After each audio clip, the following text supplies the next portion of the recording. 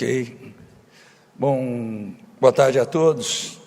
Eu me sinto muito feliz, muito à vontade de estar aqui, porque eu sou filho de vendedor. Meu pai vendia pincéis e eu passei minha infância inteira acompanhando o processo de venda, um processo diferente dos dias de hoje e do de vocês, mas com argumentos de persuasão, de conquista de confiança, de uma série de coisas muito parecidas. Eu me sinto à vontade também de estar aqui, porque eu, desde os 18 anos de idade, como publicitário, sou um vendedor. Essa é a minha atividade.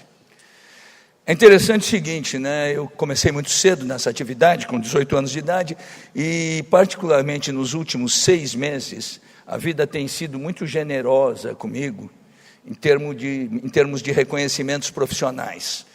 Em outubro do ano passado, eu, na cidade de Nova York, recebi o Clio Lifetime Achievement, que é um reconhecimento pela tua vida profissional, e eu sou um dos únicos ibero-americanos que já receberam esse prêmio.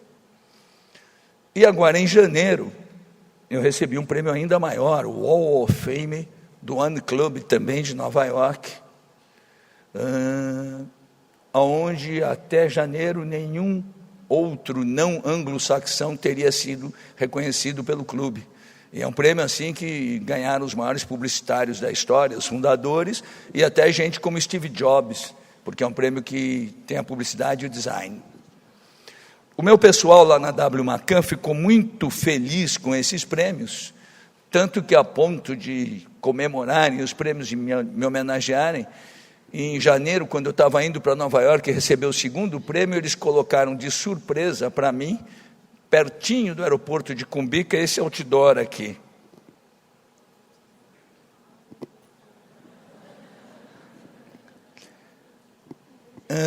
Eu achei bacana, inclusive porque o meu pessoal é amigo mesmo, não é puxação de saco, mas eu fiquei meio preocupado, porque quando você começa a receber esse tipo de homenagem pelo conjunto da obra, dá uma certa sensação de que estão querendo te aposentar. E aí eu resolvi escrever um anúncio na primeira pessoa, coisa que não é da característica da minha profissão. A minha profissão, eu escrevo sobre produtos, sobre empresas. Eu nunca escrevi um anúncio na primeira pessoa. E abri essa sessão em janeiro, quando recebi o segundo prêmio lá em Nova York, do Wall of Fame. E escrevi esse anúncio aqui, que saiu em toda a mídia. O título é: dia 27 de janeiro, no Gotham Hill, em Nova York, acontece mais uma tentativa mal sucedida de me aposentarem. Esse aí, ó. Por que eu fiz esse anúncio? Porque na minha profissão, na verdade, tudo que você fez, é muito gostoso você ter feito, mas qualquer homem de comunicação, qualquer vendedor, ele é tão bom quanto os seus últimos trabalhos. Então, o meu trabalho pregresso pouco interessa. E esse anúncio fala muito disso. Olha esse parágrafo aqui. Não vou esconder o quanto estou feliz em ser o primeiro não anglo-saxão a entrar para um time que tem Leo Burnett, Bill Bernbach, David Ogilvy, Jay Chiat, John Higgert e até mesmo Steve Jobs. Aí mais um parágrafo aqui. Dizendo: olha, eu acabei de completar 63 anos de idade e quando vejo o Mick Jagger aos 71, sendo o grande ídolo pop, eu acho que eu tenho que trabalhar mais, até porque ele tem que rebolar muito mais do que eu. E o anúncio terminava com eu literalmente convidando os anunciantes a me procurarem, dizendo: gente, eu estou trabalhando como nunca e quero ser a sua agência de publicidade. Ou seja, um papo de vendedor. No dia que eu recebi o Hall of Fame em Nova York, os americanos muito simpaticamente fizeram um vídeo em minha homenagem. Eu vou projetar esse vídeo que é deles e pedir desculpas, que é a única coisa que a gente vai ter em inglês aqui hoje, porque ele não existe em português, esse vídeo. Vamos lá, então. Brazil.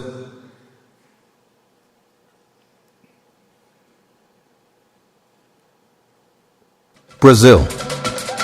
Famous for Rio de Janeiro, for soccer, for Carnival, for bossa nova, and for this person, Washington Oliveto, the ad man who inspired a soap opera's character on Global TV Network, a Brazilian postage stamp, 2 songs composed by the world-famous Jorge Benjur, dishes in Sao Paulo's and Rio's most celebrated restaurants named after him, the creative who launched the Corinthians Democracy, a movement that in the 80s revolutionized the Brazilian soccer and helped bring back the presidential elections to Brazil.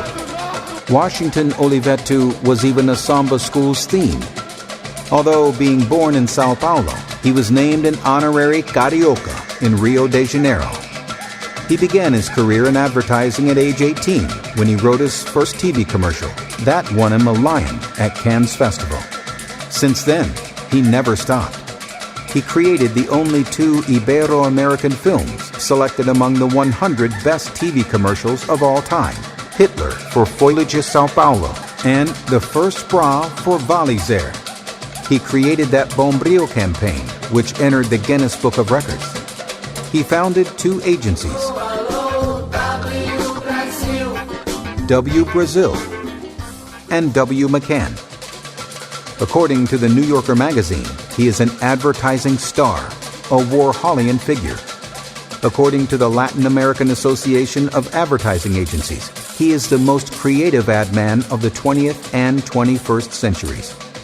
According to himself, he is the best Washington Oliveto he manages to be. Today, he joins the One Club Creative Hall of Fame, the One Club where on May 8, 2000, he showed firsthand the spot that ended up becoming Brazil's most awarded TV commercial of all time. To highlight his work, let's watch it again. To the prisoner, 7 days less. To the sick, 7 days more. To the happy, 7 reasons. To the sad, 7 remedies. To the rich, 7 dinners. To the poor, 7 hungers. To hope, 7 new dawns. To the sleepless, 7 long nights. To the lonely, 7 chances. To the absent, 7 guilts. To a dog, 49 days. To a fly, 7 generations. To businessmen, 25% of the month. To economists, 0.019 of the year. To the pessimist, 7 risks. To the optimist, 7 opportunities. To the earth, 7 turns.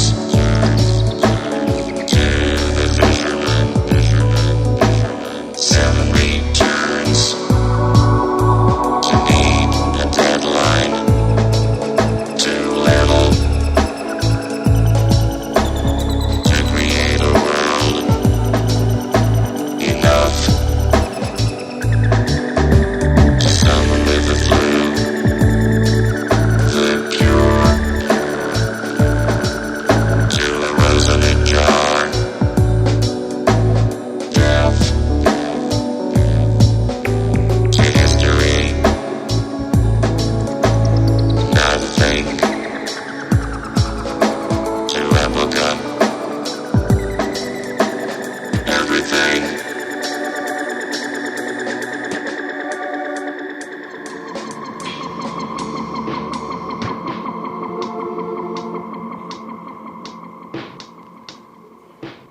Ok, esse era o vídeo lá dos americanos. O interessante desse comercial de época, esse comercial é o comercial brasileiro e um dos comerciais do mundo mais premiados de todos os tempos. Eu tenho muito orgulho disso, mas o que eu gosto mais desse comercial é que quando ele foi feito, durante 9 semanas, a revista Época teve que acrescentar algumas páginas extras na seção de carta do leitor, de gente que escrevia dizendo: eu vou assinar essa revista por causa desse comercial. E isso chama vender.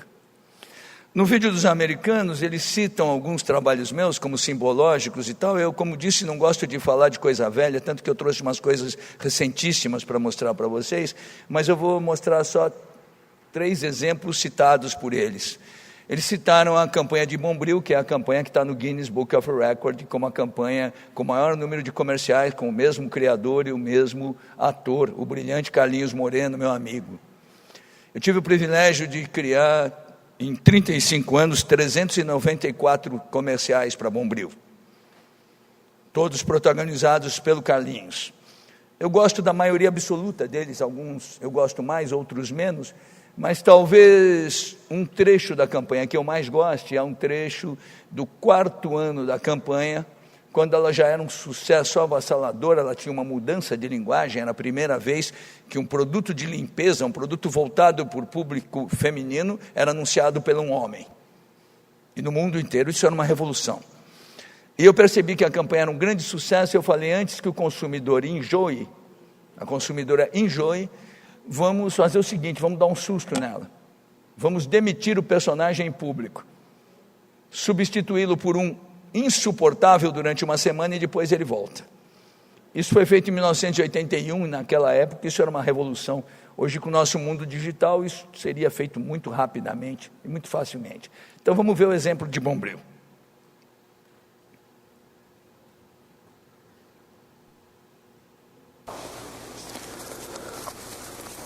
Esta é a última vez que a senhora me vê aqui na televisão.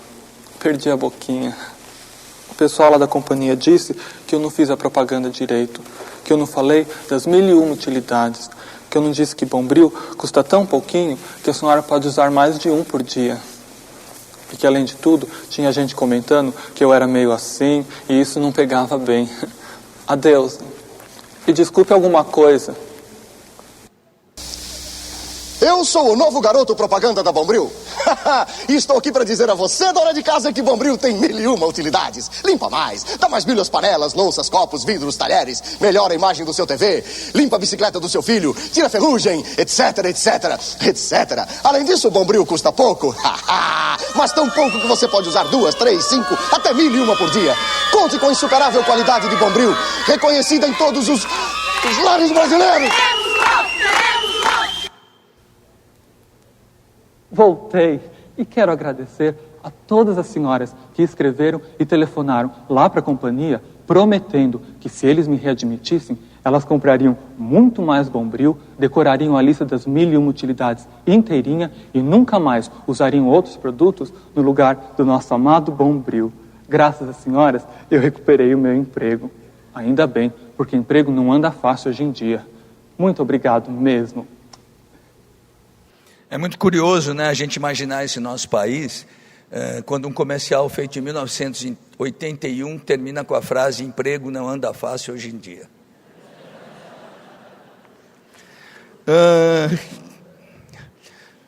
Outro trabalho que eles citam lá é um dos 2 únicos filmes não anglo-saxões que estão na lista dos 100 melhores comerciais da história da comunicação. Um deles é esse aqui, Hitler, da Folha de São Paulo. Este homem pegou uma nação destruída, recuperou sua economia e devolveu o orgulho ao seu povo. Em seus 4 primeiros anos de governo, o número de desempregados caiu de 6 milhões para 900 mil pessoas. Este homem fez o produto interno bruto crescer 102% e a renda per capita dobrar. Aumentou os lucros das empresas de 175 milhões para 5 bilhões de marcos. E reduziu uma hiperinflação a no máximo 25% ao ano. Este homem adorava música e pintura. E quando jovem, imaginava seguir a carreira artística. impossível contar um monte de mentiras, dizendo só a verdade. Por isso, é preciso tomar muito cuidado com a informação e o jornal que você recebe. Folha de São Paulo, o jornal que mais se compra e o que nunca se vende. Bom, o outro comercial, que é o outro comercial que está na lista dos 100 melhores de todos os tempos, é o Valizer Primeiro Sutiã. O Valizer Primeiro Sutiã, ele caminha aonde eu gosto mais de fazer o meu trabalho, que é tentar cumprir as funções da minha atividade, que é vender e construir marcas, mas, se possível, cair na cultura popular, ser repetido no dia a dia, transformar o consumidor em mídia. Vamos relembrar o filme primeiro.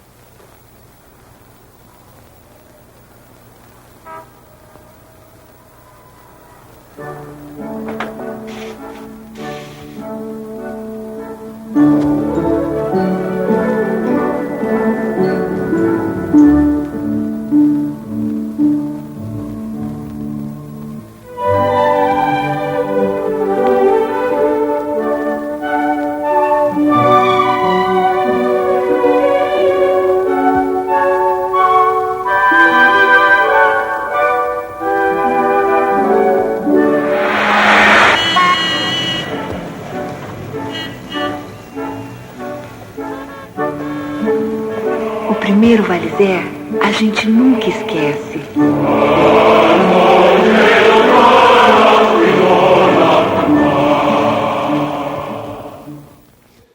Valizer Primeiro Sutiã, nessa versão de 1 minuto e meio, foi para o ar a primeira vez em 1988, no Fantástico. Naquela época, a Rede Globo não aceitava comerciais de 1 minuto e meio, por ordem do Boni. E eu liguei para o Boni, eu falei: Boni, eu compreendo a tua ordem, pode prolongar demais a presença do comercial na programação, mas eu tenho um comercial que esse eu sei que você vai aceitar. E ele viu, ficou encantado com o comercial e topou. O filme foi veiculado num domingo e virou uma sensação da cultura popular na segunda-feira. Naquela época não existia ainda certos programas humorísticos de hoje, não existia sequer Cacete Planeta. O programa da moda humorístico que renovava o humor era o TV Pirata. Naquele mês, com 2 veiculações do Valizer Primeiro Sutiã, já tinha uma paródia no TV Pirata. Vocês vão ver a minha amiga Débora Bloch, bem mocinha, fazendo a paródia.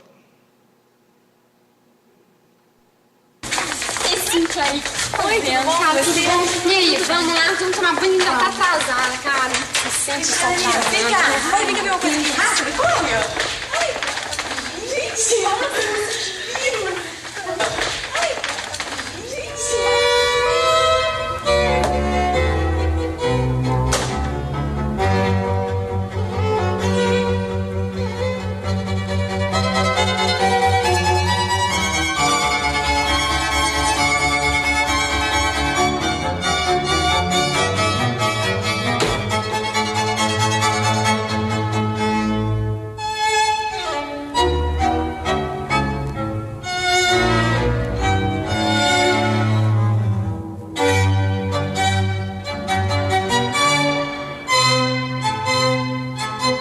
Primeiro Sutiã, a gente nunca esquece. De 1988 até hoje, o número de vezes que esse comercial foi citado, com frases do tipo Ayrton Senna dizendo: a primeira Ferrari a gente nunca esquece, Pelé a primeira Copa do Mundo, e assim por diante. Cotidianamente isso acontece. Há 2 anos atrás, por exemplo, tinha uns rapazes que estavam promovendo um festival de publicidade na Argentina. E me pediram uma autorização para citar o filme no comercial do festival, há 2 anos atrás. Vamos ver.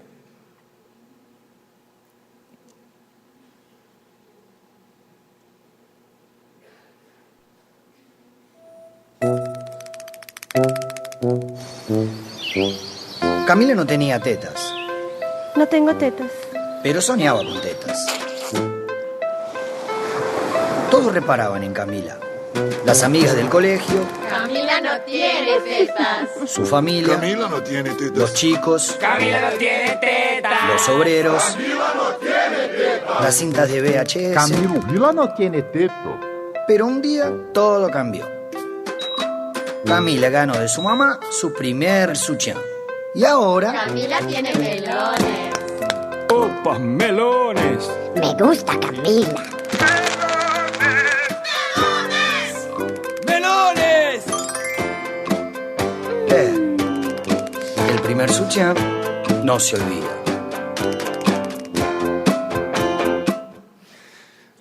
Essa estrutura caiu tanto na cultura popular que há 4 anos atrás eu contratei uma biblioteconomista para me catalogar, usando principalmente a internet, que facilita muito isso, todas as expressões que envolvessem o primeiro A Gente Nunca Esquece, filhas do filme. E aí tinha grandes escritores, tinha artigos de pessoas como Zuenir Ventura, como Jabor e tal, e eu cataloguei tudo, eram 38 mil e poucas citações, elegi as melhores e acabei fazendo um texto, documentando isso, um livro documentando isso, esse livro aqui. Mas essa coisa nunca parou. Quando cai na cultura popular, acontece assim. Vou dar um exemplo. Em 2008, no auge daquela crise mundial, vamos ver o que disse o Lula para o Brasil inteiro. Se a gente permitir que por medo as pessoas deixem de comprar a sua casinha, que por medo as pessoas deixem de fazer a reforma na sua casa, que por medo a pessoa deixa de financiar o seu sonho mágico de ter um carro, que por medo a pessoa não queira trocar a sua televisão, que por medo a pessoa não queira utilizar o primeiro sutiã. Ou seja, se a gente permitir... É que eu lembrei de uma propaganda... Bom, é para isso que a gente faz isso, né? A grande busca, eu acho que no meu trabalho como vendedor, é principalmente a busca da simplicidade. Vou mostrar 3 trabalhos meus que eu gosto muito por serem muito simples. Foram feitos para a inauguração das FENACs, de uma FENAC bem pequenininha lá em Campinas, e por isso a produção tinha que ser muito barata, e por isso que saiu muito bom. Vamos lá.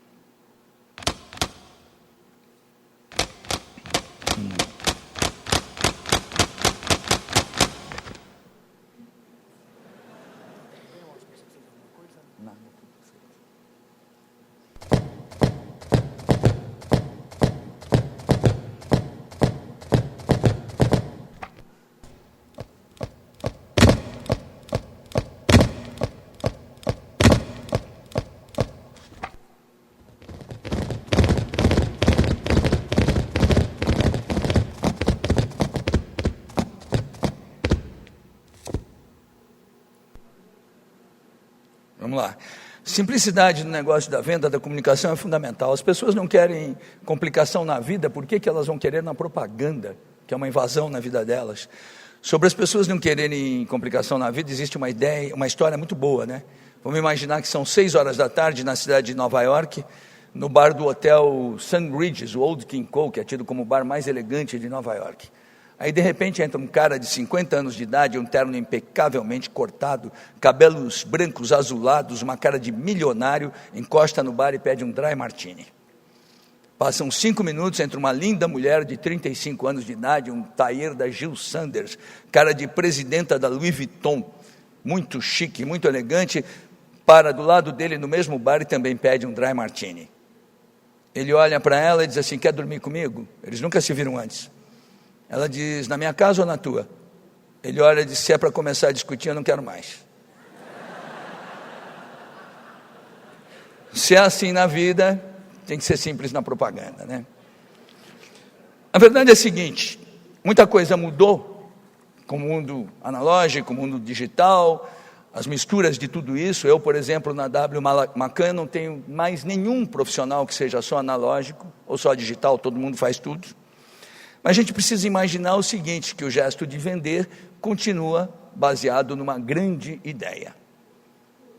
Só que ter a grande ideia está cada vez mais difícil, porque vamos imaginar que amanhã cedo todo mundo, sem estudar medicina, acordasse médico e começasse a receitar, operar o diabo.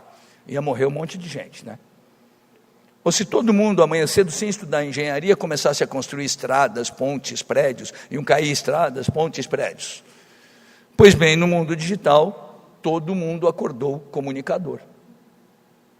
Estão todos comunicando, não significa que sejam todos bons comunicadores. Mas a gente não tem dúvida nenhuma que aonde existia a grande ideia, tudo vai prevalecer e nenhuma mídia vai desaparecer, tudo vai se interligar. Até porque muitas coisas são reproduções do mundo já existente com uma tecnologia diferente. Vamos imaginar uma rede social. O que é que era uma rede social quando eu era menino? Eram várias velhinhas italianas no bairro da Moca, numa vila, comentando entre elas que tinham visto a filha da vizinha agarrando o namorado no poste. Era uma rede social. Hoje isso se multiplica mais rápido. O que é um Instagram? O Instagram é mais ou menos, lembra aqueles chatos que quando viajavam pela primeira vez faziam uma projeção de slides da viagem em casa? O Instagram é uma reprodução disso. E assim vão acontecendo as coisas. Quando eu recebi todas essas homenagens aí recentemente, esses prêmios, eu sempre me preocupo em racionalizar por que as coisas vão me acontecendo. E aí eu reforcei algumas convicções. A primeira delas, eu acredito que todo mundo nasce para fazer alguma coisa direito. Mas são poucos aqueles que têm a sorte de descobrir qual é essa coisa. Eu tive a sorte de descobrir para que eu servia na vida na minha adolescência. Teve um dia que eu acordei e eu pensei, eu tinha aprendido a ler muito cedo, eu aprendi a ler e escrever com 5 anos de idade, eu devo a minha vida ao Monteiro Lobato, em princípio. Eu queria escrever, e escrever para qualquer mídia, apesar de não ter a noção da palavra mídia ainda. Por outro lado, eu admirava muito meu pai, eu queria vender como meu pai. Lá pelos 13 anos de idade, eu racionalizei, eu falei, onde é que mistura escrever com vender, vender com escrever? Na criação da publicidade. Naquele momento, a geração anterior à minha, já tinha profissionalizado a propaganda brasileira. Já existia uma propaganda de boa qualidade no Brasil. Ela não tinha ainda a aceitação social que a minha geração deu, mas tinha uma boa qualidade, então eu fiquei com vontade de fazer aquilo. Eu devo muito à geração anterior. Aí foi muito curioso, porque eu resolvi ser publicitário, eu estava com 18 anos de idade, tinha acabado de entrar num monte de faculdades e estava matriculado em 2 e não ia em nenhuma. E eu queria ganhar dinheiro, porque era filho de classe média, eu morria de vergonha do meu pai me dar mesada, essa coisa toda. Aí eu estava indo para a faculdade que eu estudava de manhã, e eu tinha ganho um carro do meu pai, porque eu tinha entrado nas faculdades, um carro que ele me deu com o maior sacrifício. E o carro furou o pneu na rua Itambé, aqui em São Paulo. E eu nunca tive habilidade manual minha, trocar um pneu era uma tragédia. Aí eu levantei, falei, vou trocar o pneu. Aí eu vi em frente uma placa escrito HGP Publicidade. Eu falei, em vez de trocar um pneu, eu vou pedir um estágio. Atravessei a rua, eu não conhecia a linguagem, a hierarquia de uma agência de publicidade, eu tinha um cabelo até o ombro, uma jardineira sem camisa. E aí eu cheguei na portaria e falei assim, eu queria falar com o dono. Era uma agência pequena, né? E o dono estava entrando naquele momento. Aí ele falou, eu sou o dono, o que você quer? Eu falei, é o seguinte, eu vim aqui porque eu queria pedir um estágio. E eu tenho certeza que eu vou ser muito bom nesse negócio. E o senhor devia me dar o estágio, porque o meu pneu furou. E o senhor teve sorte, porque o meu pneu não fura na mesma rua 2 vezes. Papo de vendedor, né? E aí ele me deu um estágio. E aí aconteceu uma coisa muito louca, porque aí foi mudando a minha vida. Aí 4 meses depois, eu estava com 18 anos, eu escrevi o primeiro comercial que eu escrevi na minha vida. Na época, o Festival de Cannes era muito importante, eram muito poucos os prêmios. E a agência inscreveu o filme nesse festival, e o filme ganhou um Leão de Bronze, que era um prêmio espetacular. E aí eu fiquei numa dúvida terrível de quem teria errado, eu ou o júri. Eu não tinha experiência nenhuma, né? Gozado que esse filme era sobre um tema, eu fiz isso com 18 anos de idade, hein, gente, tem tempo, que hoje é atual, que é a economia de água. Eu mandei recondicionar esse filme, porque ele naquela época não tinha acabamento em videotape, era feito em 35 minutos, e a gente até colocou no ar com uma apresentaçãozinha. Vamos ver por curiosidade.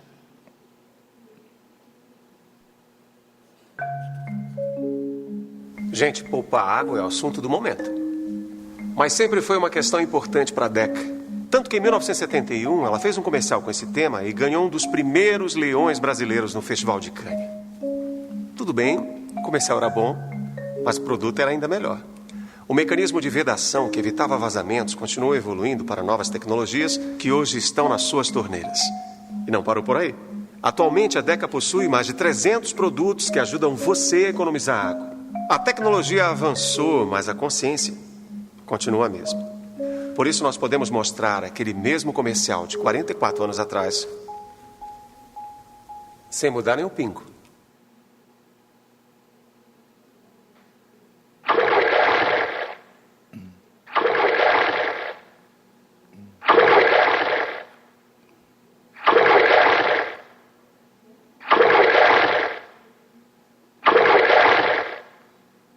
A DECA está lançando sua torneira com um mecanismo de vedação substituível, testada para durar mais de 200.000 voltas.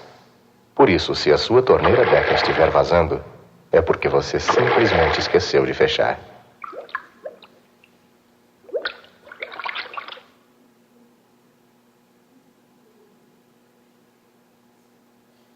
Pra vocês terem uma ideia de como esse comercial é a pré-história dessa história, a palavra toda tinha circunflexo naquela época.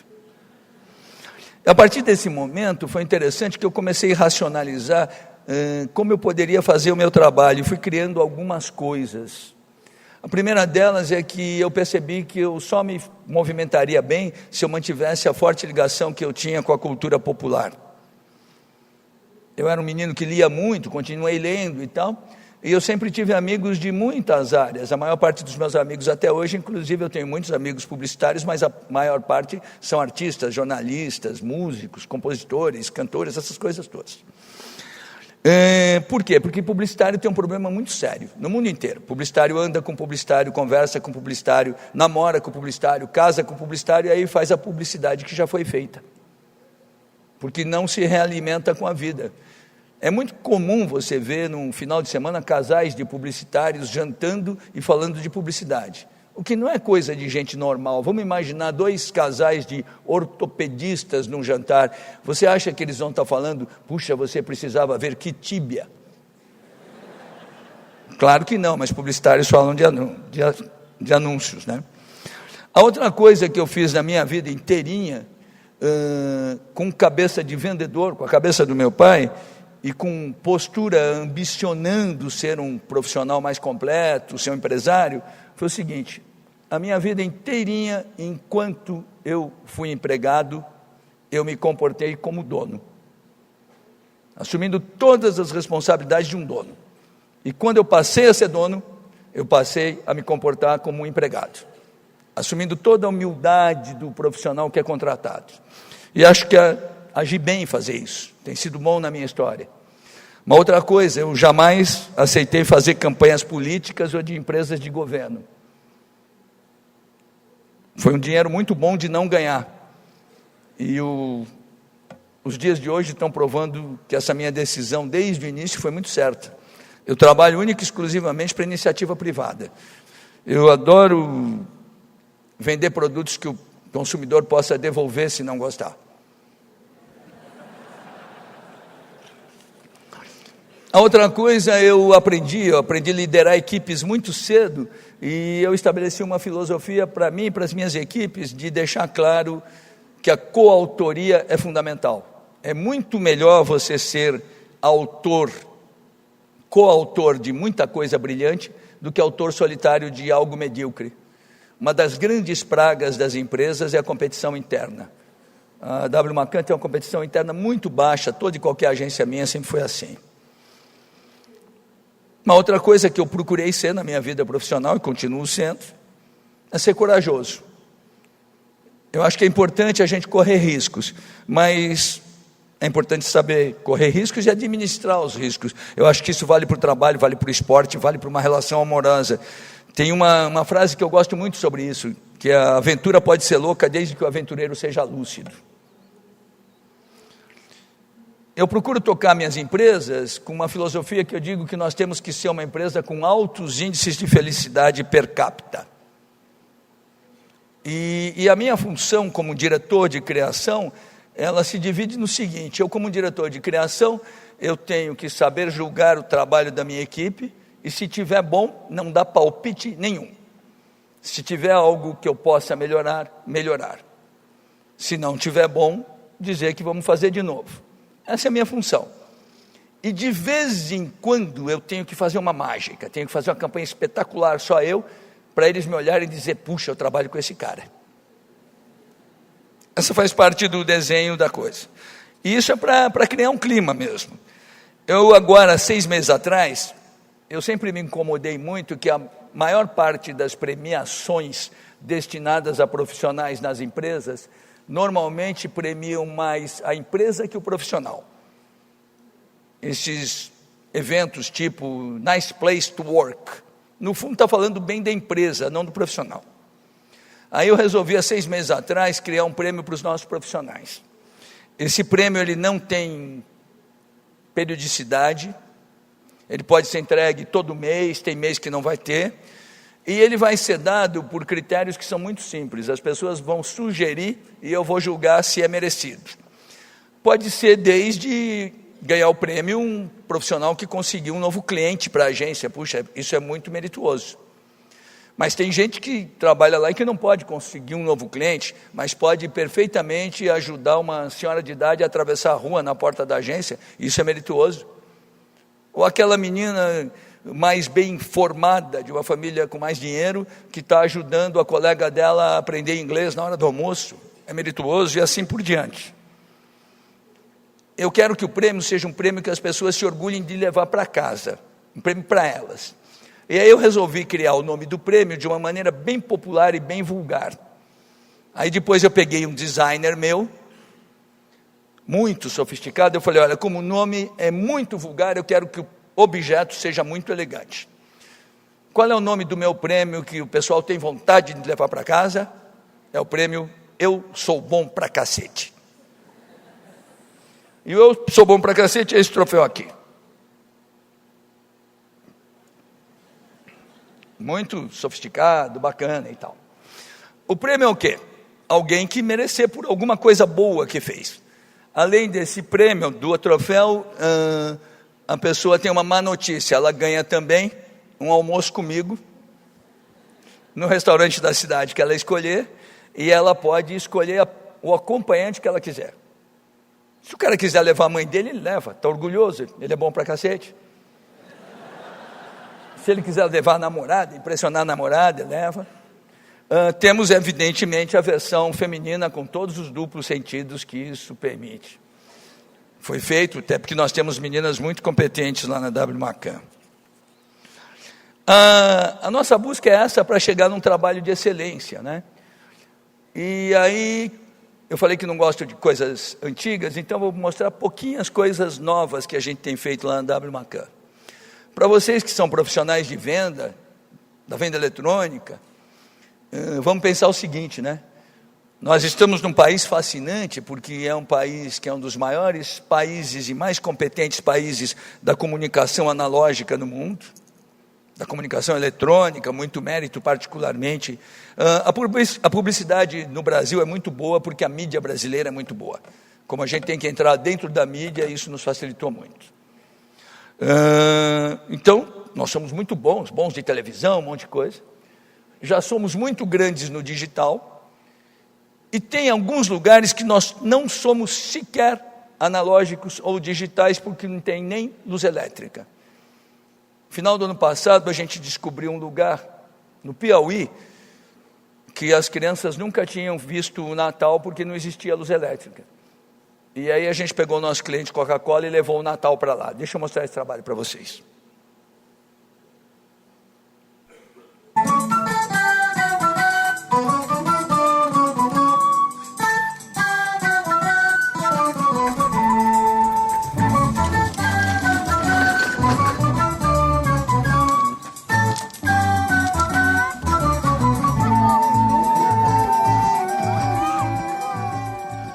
O Natal aqui é bom, só que a gente nunca assistiu. Nunca se assistimos um Natal aqui. Papai Noel? Não, ele não é muito alto não, sim. Pula assim alto. Eu já vi, mas não lembro muito mais não. Faz tempo já que eu vi. Só vi daqueles pequenininhos. A roupa dele é vermelha. Azul. Ele mora na Betanha. Quem? O coisa. Meu Deus, meu chama. Papai Noel. Ele vem no camelo. Mas ele vem de carro, né? É, nesses interior. E ele meteu um grito. Ho, ho, ho, ho, ho, ho. E aí nós gritar também.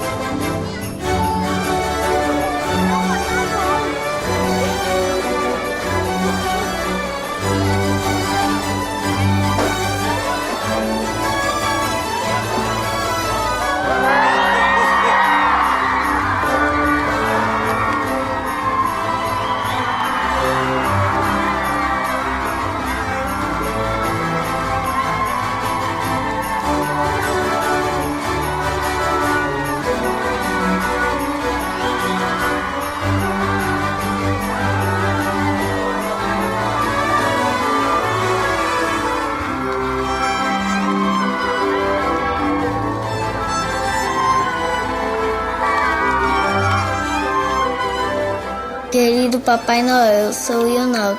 Queria lhe pedir um lugar para brincar de bola.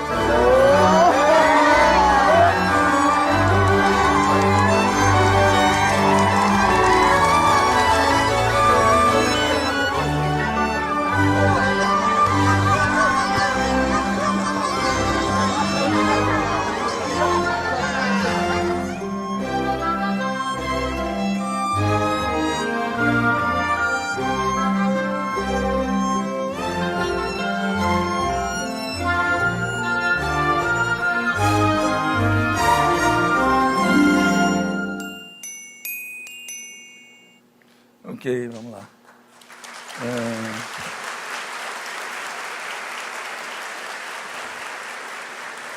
Esse eu gosto bastante, até porque é recente, eu ainda não enjoei.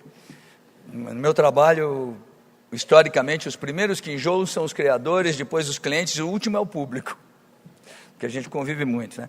Vendo ainda coisas recentes, a gente tem o privilégio de fazer as coisas do Bradesco, o Bradesco vai patrocinar a Olimpíada, e foi interessante, né? Porque quando a gente começou a fazer o tema do Bradesco, normalmente a boa comunicação é aquela que tá na cara, sabe? Que você diz assim, como é que eu não pensei nisso antes? E aí a gente viu que todos os atletas brasileiros, desde que participam da Olimpíada, jogam com a abreviatura BRA nas suas camisetas. E assim foi criado o BRA de Bradesco. O primeiro comercial dessa série foi falando de esporte olímpico, falando que a Olimpíada ia ser aqui. Vamos lá.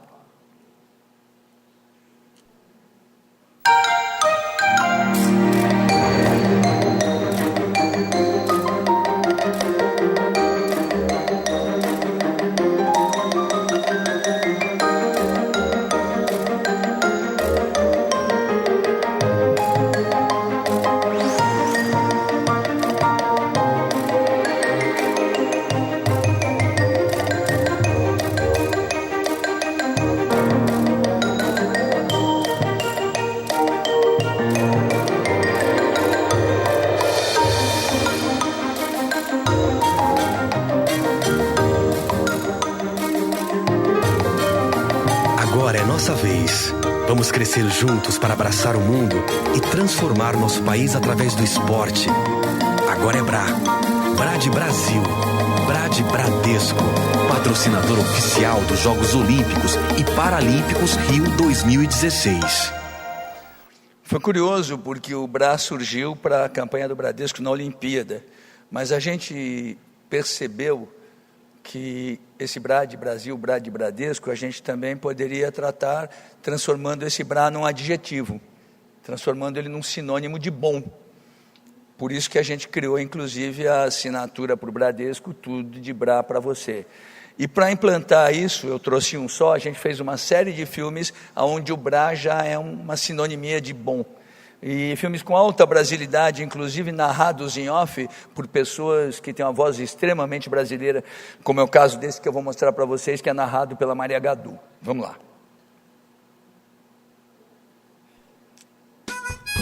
Sabe o que é Brá? Abraço é Brá. Chopinho com os amigos, isso é Brá. E chamar o táxi é fundamentalmente Brá. Brigadeiro é Brá. E bolo de mãe também. Vaguinha na sombra é Brá. Ter superpoderes é Brá. Jogar conversa fora é Brá. Respeito é muito Brá. 2 beijinhos é Brá. Selinho é Brá. Desafinar com a galera é Brá. Passear de bicicleta é Brá. Pelada na praia, isso é Brá. Brá é o que é bom, é o que deixa a sua vida mais vida. Brá é o que todo mundo quer. Bradesco, tudo de Brá pra você. A nossa busca, quando faz esse tipo de trabalho, é novamente transformar o consumidor em mídia, cair na cultura popular, gerar reações espontâneas como esse cartoon aqui que saiu.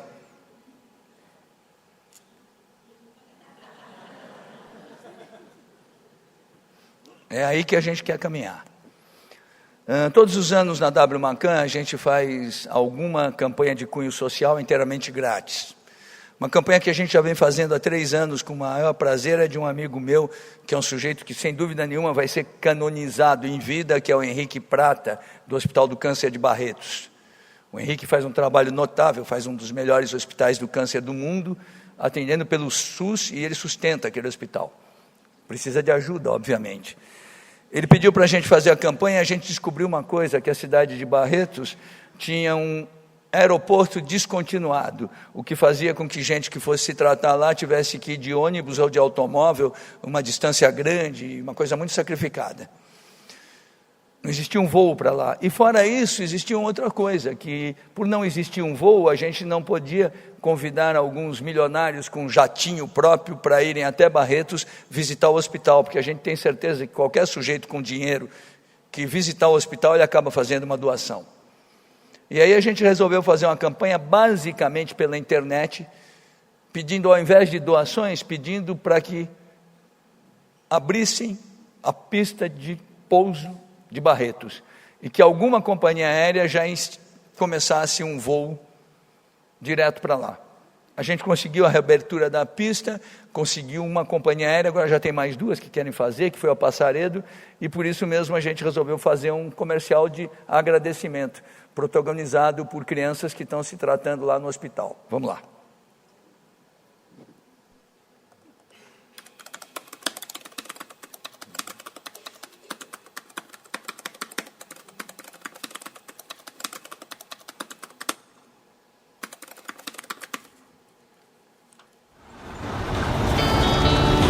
Senhoras e senhores, bom dia, boa tarde, boa noite. Bem-vindos a bordo desse avião tão lindo. Vou para...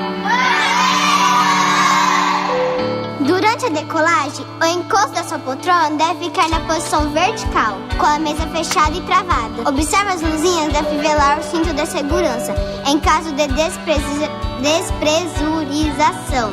Máscaras cairão automaticamente. Puxe uma delas e coloque sobre o nariz e a boca, ajustando o elástico em volta da cabeça. Depois ajude os amiguinhos que precisarem. Esta aeronave possui 6 saídas de emergência. 2 na parte da frente, 2 sobre as asas e 2 na parte traseira. Lembramos que seu assento é flutuante e que cartões com instruções detalhadas de segurança estão na bolsa à sua frente. Todos os seus pertences devem ficar no compartimento de bagagem ou embaixo do assento à sua frente. E com prevenção, o cinto de segurança deve estar fivelado durante todo o voo. Por favor, desligue todos os aparelhos eletrônicos, que o voo já vai decolar. Tenha todos mais afiados. Obrigado, passareiro, por ajudar a gente a criar o voo contra o câncer.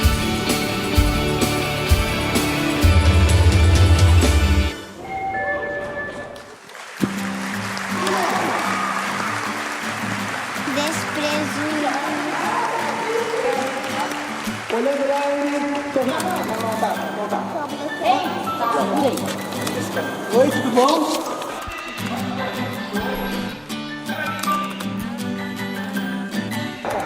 Pergunta pra mim assim, ó.